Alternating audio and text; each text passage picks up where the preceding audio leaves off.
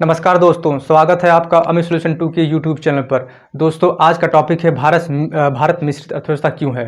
भारत ने मिश्रित अर्थव्यवस्था क्यों अपनाया, तो आज आप जान पाएंगे भारत ने मिश्रित अर्थव्यवस्था को क्यों अपनाया। दोस्तों, इसमें निजी और प्राइवेट सेक्टर और पब्लिक सेक्टर का क्या क्या रोल होता है। तो दोस्तों, सब मिश्रित अर्थव्यवस्था को जानने से पहले हम पूंजीवादी अर्थव्यवस्था को जानते हैं, उसके बाद में समाजवादी अर्थव्यवस्था को। अगर हमें मिश्रित अर्थव्यवस्था को समझना है एक्सप्लेन में, तो दोस्तों बिना पूंजीवादी अर्थव्यवस्था और समाजवादी अर्थव्यवस्था को जानने से पहले हम मिश्रित अर्थव्यवस्था को नहीं समझ पाएंगे दोस्तों। और पूंजीवादी अर्थव्यवस्था, समाजवादी अर्थव्यवस्था, मिश्रित अर्थव्यवस्था क्या होता है, इससे जानने से पहले हमें अर्थशास्त्र और अर्थव्यवस्था में संबंध जानना होगा। अर्थशास्त्र किसे कहते हैं, अर्थव्यवस्था किसे कहते हैं दोस्तों।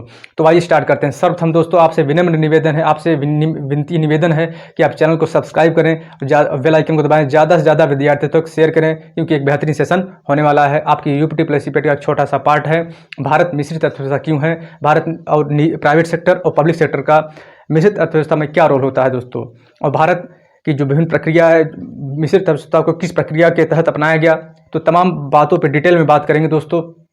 आइए शुरुआत करते हैं। आपको व्हाइट बोर्ड पर दिख रहा होगा दोस्तों, आपको व्हाइट बोर्ड पर दिख रहा होगा कि भारत मिश्रित अर्थव्यवस्था क्यों है। आज हमारा ये सेशन होने वाला है जो कि यूपीटी प्लस सीपेट के सिलेबस के अनुसार। सर्वप्रथम हम जानेंगे कि अर्थव्यवस्था कितनी प्रकार की होती है और अर्थशास्त्र और अर्थव्यवस्था में क्या संबंध होता है, उसकी परिभाषा के बारे में हम जानने का प्रयास करेंगे। बिना इनको जाने हम आगे नहीं बढ़ सकते हैं दोस्तों। तो आइए स्टार्ट करते हैं। देखिए, अर्थव्यवस्था 3 प्रकार की होती है, आपने कई बार पढ़ा होगा, आप जानते भी होंगे। अर्थव्यवस्था 3 प्रकार की होती है, पूंजीवादी अर्थव्यवस्था, समाजवादी अर्थव्यवस्था, मिश्रित अर्थव्यवस्था। तो कौन कौन सी घटनाएं घटी जो पूंजीवादी अर्थव्यवस्था को जन्म दिया, समाजवादी अर्थव्यवस्था का उदय हुआ, इन तीनों को मिलाकर के मिश्रित अर्थव्यवस्था यानी समाजवादी और पूंजीवादी दोनों को मिलाकर के मिश्रित अर्थव्यवस्था का उदय हुआ। तो दोस्तों इतना ही अर्थव्यवस्था में, पूंजीवादी अर्थव्यवस्था, समाजवादी अर्थव्यवस्था, मिश्रित अर्थव्यवस्था। हमारा जो टॉपिक है दोस्तों आज का मिश्रित अर्थव्यवस्था का है। तो आइए सर्वप्रथम स्टार्ट करते हैं, अर्थशास्त्र किसे कहते हैं दोस्तों, परिभाषा स्टार्ट करते हैं और जानने का प्रयास करते हैं। तो दोस्तों आइए स्टार्ट करते हैं, अर्थशास्त्र की परिभाषा को जानते हैं, अर्थशास्त्र और अर्थव्यवस्था से संबंध जानते हैं दोस्तों। आप अंत तक बने रहिएगा, तभी आपको पूरे वीडियो समझ में आएगा, अदरवाइज आपको समझ में नहीं आएगा दोस्तों। आइए स्टार्ट करते हैं। देखिए, अर्थशास्त्र की परिभाषा, अर्थशास्त्र किसे कहते हैं। तो अर्थशास्त्र की परिभाषा ये है कि वस्तुएं एवं सेवाएं कैसे सृजित, वितरित एवं उपभोग की जाती हैं। वस्तु एवं सेवाएं, वस्तु आप जानते हैं, सेवा भी आप जानते हैं। वस्तु एवं सेवाएं कैसे सृजित, वितरित एवं उपभोग की जाती है।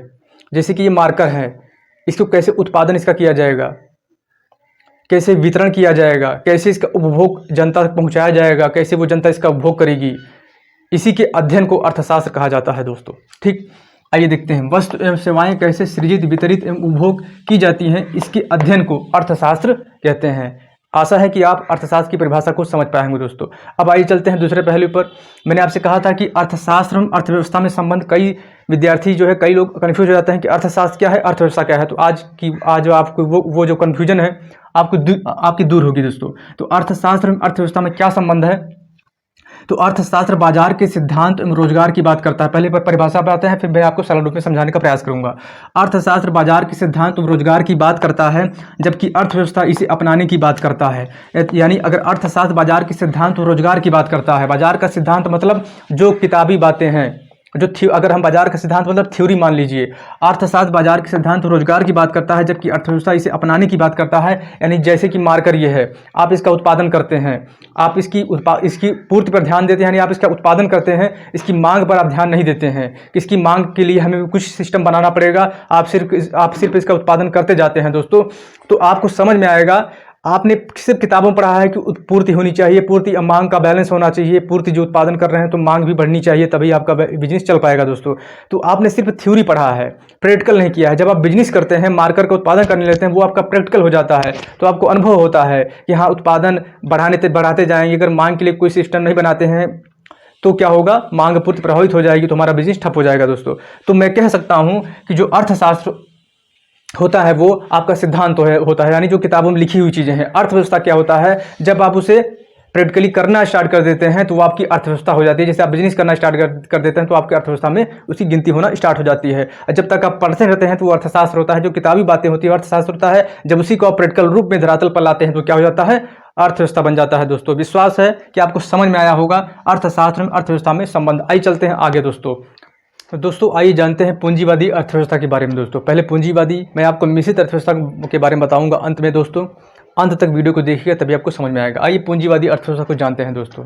तो देखिए, अर्थशास्त्र का सार है मानव जीवन के बेहतरीन, मतलब मानव जीवन को बेहतर से बेहतर कितना बेहतर किया जाए इसके उसी का अध्ययन है। अर्थशास्त्र का यही उद्देश्य होता है दोस्तों। तो अर्थशास्त्र का सार है मानव जीवन के बेहतरी। इस सुधार के क्षेत्र में, मानव जीवन के बेहतरीन सुधार के क्षेत्र में पहला प्रयास किया था एडम स्मिथ ने।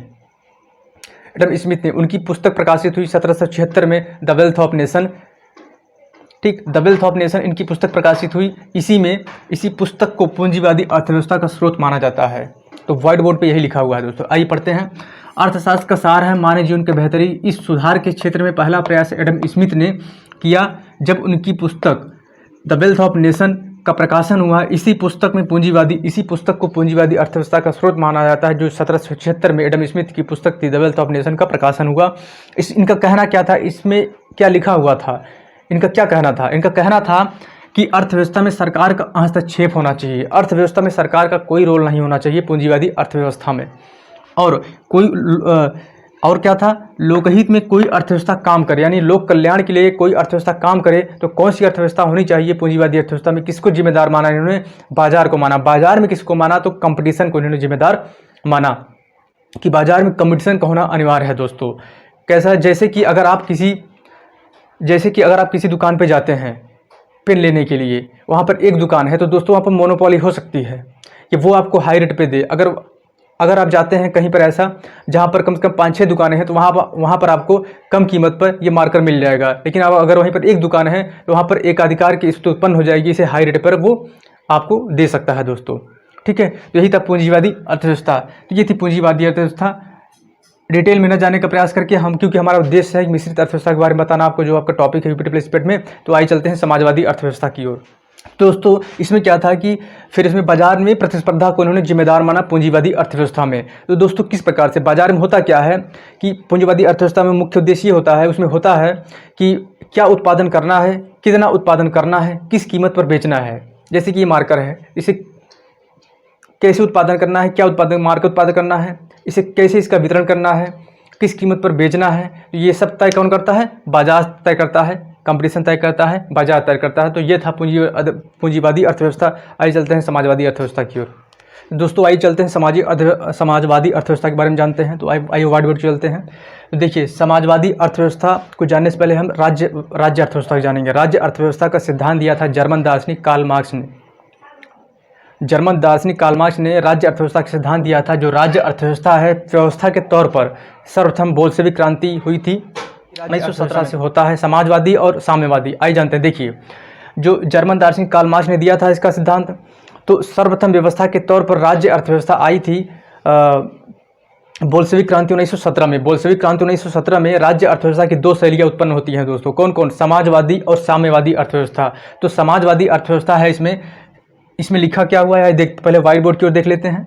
तो सिद्धांत दिया था कार्ल मार्क्स ने, जर्मनी के थे ये। व्यवस्था के तौर पर पहली बार बोल्शेविक क्रांति 1917 के बाद इसकी 2 अलग अलग शैलियाँ, यानी राज्यवादी अर्थव्यवस्था की 2 अलग अलग शैलियाँ, समाजवादी और साम्यवादी अर्थव्यवस्था उदय में आई। तो समाजवादी अर्थव्यवस्था में क्या होता है, इसमें उत्पादन के साधनों पर, समाजवादी अर्थव्यवस्था में उत्पादन के साधनों पर सामूहिक नियंत्रण होता है। इसमें सरकार की अर्थव्यवस्था को चलाने में समाजवादी अर्थव्यवस्था में सरकार की बहुत बड़ी भूमिका होती है दोस्तों। वही साम्यवादी अर्थव्यवस्था में, जैसे चीन में कौन सी अर्थव्यवस्था है? चीन में साम्यवादी अर्थव्यवस्था है। वहाँ पर सरकार के पास सारी शक्तियाँ, आर्थिक राजनीतिक सारी शक्तियाँ उसी के पास, सरकार के पास मौजूद होती हैं। तो साम्यवादी अर्थव्यवस्था में संपत्तियों पर सरकार का नियंत्रण होता है, सरकार के पास संपूर्ण शक्तियाँ मौजूद होती हैं। तो ये थी समाजवादी और ये थी साम्यवादी अर्थव्यवस्था। तो आपको समझ में आया होगा। आइए चलते हैं मिश्रित अर्थव्यवस्था की ओर, जो हमारा मेन उद्देश्य है आपके यूपीएससी के सिलेबस के अनुसार है। दोस्तों आइए चलते हैं मिश्रित अर्थव्यवस्था की ओर, और इसे आप डिटेल में समझेंगे। वीडियो को स्किप मत करिएगा, पूरा वीडियो देखिए दोस्तों, तभी आपको समझ में आएगा दोस्तों। देखिए, मिश्रित अर्थव्यवस्था, मिक्स्ड इकोनॉमी, कैसे इसका उदय हुआ, क्यों जब भारत आज़ाद हुआ तो भारत के योजनाकारों ने क्यों इसे अपनाया मिश्रित अर्थव्यवस्था को। तो आइए देखते हैं। देखिए, एडम स्मिथ की अदृश्य हाथ वाली अर्थव्यवस्था को बड़ा झटका लगा। कब बड़ा झटका लगा? जब ग्रेट डिप्रेशन यानी आर्थिक मंदी आई 1929 में। जो पूंजीवादी अर्थव्यवस्था को ही अदृश्य हाथ वाली अर्थव्यवस्था आप कह सकते हैं दोस्तों। तो आप घबराइएगा मत, अदृश्य हाथ का मतलब है पूंजीवादी अर्थव्यवस्था को बड़ा झटका लगा आर्थिक मंदी 1929 के द्वारा। इसने पूरे यूरोप को चपेट में ले लिया। हुआ क्या? जिसके चलते भारी बेरोजगारी, आर्थिक गतिविधियों में कमी और उद्योग धंधों पर तालाबंदी हुई। स्मिथ के विचार यानी पूंजीवादी अर्थव्यवस्था इस प्रकार के संकट को उबरने में नाकाम रही दोस्तों। इस प्रकार के संकट को उबारने में नाकाम रही पूंजीवादी अर्थव्यवस्था। जो स्मिथ के विचार थे, अदृश्य हाथ वाली अर्थव्यवस्था, बाजार और कंपटीशन दोस्तों, ठीक, तो नाकाम रहे। इसके बाद क्या हुआ? इसके बाद एक नए नज़रिए ने जन्म लिया। वो नज़रिया क्या था? The general theory of employment, interest and money. फिर से मैं पढ़ता हूँ, the general theory of employment, interest and money. 1936 में मैनार्ड केन्ज एक अर्थशास्त्री थे, उन्होंने इस प्रकार के सिद्धांत दिए, the general theory of employment, interest and money. जब ग्रेट डिप्रेशन के बाद में सारी अर्थव्यवस्था उथल पुथल मच गई, अदृश्य हाथ वाली अर्थव्यवस्था यानी पूंजीवादी अर्थव्यवस्था इसे संभालने में नाकाम रही, तो the general theory of employment, interest and money 1936 Maynard Keynes ने इस प्रकार के सिद्धांत को दिया। इसमें क्या था, ये देखते हैं इन्होंने क्या लिखा। इन्होंने कहा कि इनका कहना था कि अदृश्य हाथ संतुलन की स्थिति पैदा करेंगे, यानी अदृश्य हाथ वाली अर्थव्यवस्था, पूंजीवादी अर्थव्यवस्था संतुलन की स्थिति पैदा करेगी, लेकिन गरीबों का गला घोट करके ही संभव हो पाएगा। इसलिए इनका कहना था कि अर्थव्यवस्था में सरकार का दखल होना बहुत ज़रूरी है। क्यों है, आइए देखते हैं। जैसे कि कोरोना काल था, कोरोना काल भी एक बहुत बड़ी डिप्रेशन से कम नहीं था दोस्तों, एक बहुत बड़ी मंदी ही से कहा जाए तो कम नहीं होगा दोस्तों, मंदी से भी बढ़कर था, लेकिन मंदी हम कह सकते हैं दोस्तों।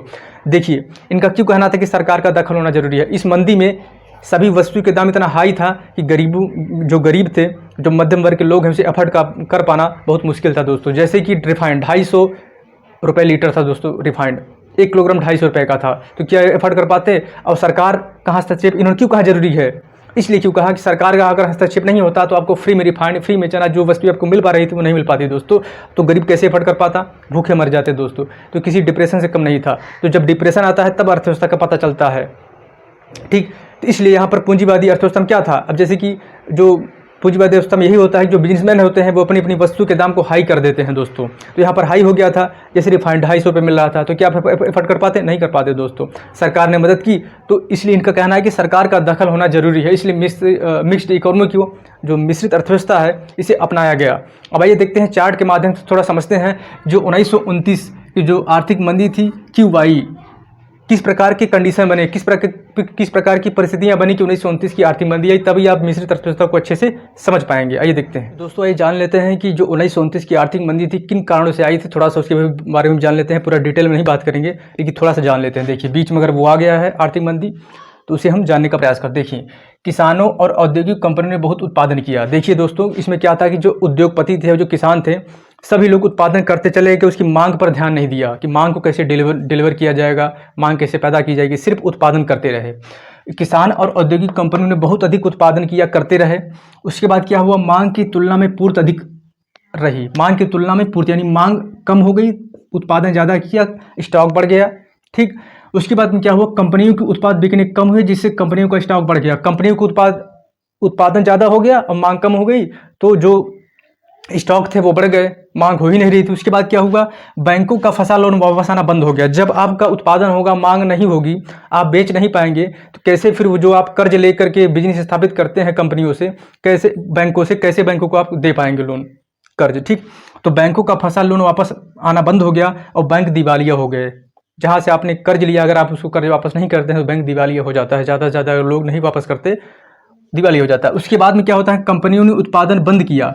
अगर जब कंपनियों को कोई मांग ही नहीं है, अगर किसी वस्तु की मांग नहीं, उत्पादन करते जाते हैं आप, कोई लाभ नहीं है, तो आपकी कंपनी बंद हो जाएगी। तो क्या हुआ, कंपनियों ने उत्पादन बंद किया और बेरोजगारी बढ़ गई। जब आप उत्पादन बंद कर देंगे, कंपनी ही बंद कर देगी, तो ज़्यादा से ज़्यादा जो भी हैं, जो भी आपके पास में स्टाफ है, जो भी वर्कर हैं, कर्मचारी हैं, सबको आप बाहर कर देंगे, ठीक। तो नौकरी यानी बेरोजगारी बढ़ गई। बेरोजगारी बढ़ी तो अर्थव्यवस्था में मांग और घटी और मंदी आ गई दोस्तों। तो अर्थव्यवस्था की मांग पूरी अर्थव्यवस्था में मंदी आएगी। इस प्रकार से जो चार्ट है आपको समझ में आ गया हो किस प्रकार से आर्थिक मंदी आई थी। अब आइए थोड़ा जान लेते हैं। अब देखिए भारत, अब सवाल ये है, प्रश्न ये है कि मिश्रित अर्थव्यवस्था क्यों अपनाया भारत ने। तो जब भारत आज़ाद हुआ 1947 में, उस समय जो भारत में उस समय बहुत ज़्यादा गरीबी थी। तो गरीबी को देखते हुए अगर सिर्फ पूंजीवादी अर्थव्यवस्था को अपना लिया जाता, मिश्रित अर्थव्यवस्था पूंजीवादी और समाजवादी दोनों का सम्मिलित रूप है दोस्तों। अगर पूंजीवादी अर्थव्यवस्था को सिर्फ अपना लिया जाता तो वो ग्रेट डिप्रेशन था और जो आपकी कोरोना, ये दोनों जो आए थे, इससे फिर निपटने में नाकाम हो जाते दोस्तों। सरकार फिर फेल हो जाती, फिर से वही जो आर्थिक मंदी थी 1929 वाले, फिर से उसी का सामना करना पड़ सकता था भविष्य में। इसीलिए और गरीबी को भी उबारना था, उद्योग को भी आगे ले जाना था, गरीबी को भी उबारना था, गरीबी को भी गरीबी और अमीरी की खाई का जो अंतर था उसे कम करना था और उद्योग को भी आगे ले जाना था, अर्थव्यवस्था को विकासशील अर्थव्यवस्था की ओर ले जाना था। इसलिए जो उसमें 15 अगस्त 1900 आज़ाद हुआ, पंडित जवाहरलाल नेहरू और कई सारे नीति नेताओं ने क्या किया कि समाजवादी अर्थव्यवस्था, पूंजीवादी अर्थव्यवस्था दोनों को अपनाया, यानी पब्लिक सेक्टर प्राइवेट सेक्टर दोनों मिल करके भारत में मिश्रित अर्थव्यवस्था का उदय हुआ दोस्तों। तो इस प्रकार से अर्थव्यवस्था कायम हो पाई। तो ये थी मिश्रित अर्थव्यवस्था। विश्वास है कि आपको समझ में आया होगा दोस्तों। अगर वीडियो अच्छा लगा हो तो चैनल को सब्सक्राइब कर लें, बेल आइकन को दबाइए, ज़्यादा से ज़्यादा लाइक करें दोस्तों, और इस वीडियो को शेयर करें जिससे ज़्यादा से ज़्यादा विद्यार्थियों को लाभ हो पाए। मिलते हैं नेक्स्ट वीडियो में। नमस्कार।